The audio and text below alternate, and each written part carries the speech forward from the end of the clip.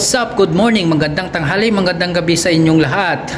So for today's vlog ay gumawa tayo ng isang hanging flower arrangement dito sa taas ng aming flower shop, kasi yung unang gawa ko mga guys ay medyo malayo yung agwat So ang ginawa ko na lang ay nilagyan ko ulit ng panibagong maliliit lang na mga design. So parang hanging pa rin siya at same pa din artificial flowers.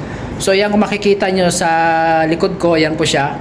Yan po yung maliliit ng mga design ko na ginawa ko ngayon. So hindi ko pinakita sa inyo kung paano ko yan ginawa, kasi alanganin kasi sa oras. So ito na lang yung pinapakita ko sa inyo, ang pagkabit ko nito.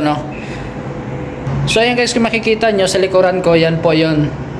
So kung dito ka sa loob, kasi medyo masilaw kasi yung ilaw kasi at saka yung araw nandun sa labas So lalabas tayo para makita nyo So hindi pa ito tapos mga guys. So mayroon pa dun sa mayroon pa dun banda sa may part na yon na yun na wala pa tatapusin ko yan bukas na, kasi medyo nagutom ako at saka pasado alas 3 na kasi ngayon, kaya ko lang at binilisan ko lang.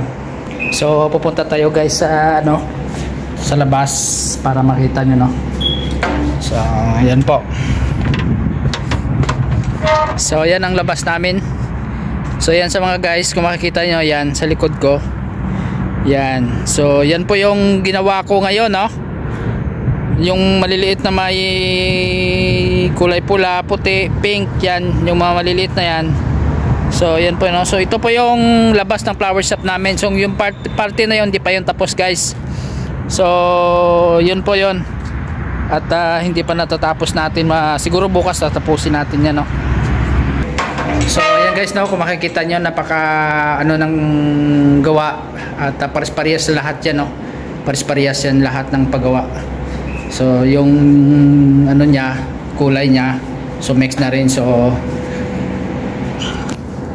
at ito din pala yung yung ginawa ko na pang mesa, pang wedding, pang party. Ito po siya So ang combination nito ay purple at saka meron siyang maliliit na mga base, ayong makikita nyo mga guys. So ayan, so meron din tayong chandelier. So Paris yan So ito po yan So 1, 2, 3, 4, 5. So actually 5-seaters ito. Dinisplay lang to, pero ang ito naman yung hindi naman kasi ito talaga na ganito karami yung pinggan. Bali display lang ito, kasi kung makikita nyo guys, may iba-ibang plato din yon, kasi baka gusto ng customer na pumili.